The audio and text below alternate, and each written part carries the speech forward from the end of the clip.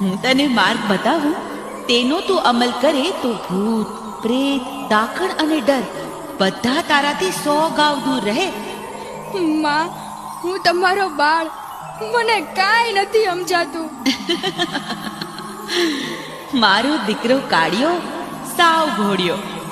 સાંભળ, જ્યારે જ્યારે તને ભય લાગે, કોઈ કનડતું લાગે, આપત્તિ આવે, ત્યારે તારે જાપ જપવાના છે. એના જાપમાં? મારા મહામંત્રના જાપ. મહામંત્ર? હા, મારો મહામંત્ર યાદ કરી લે.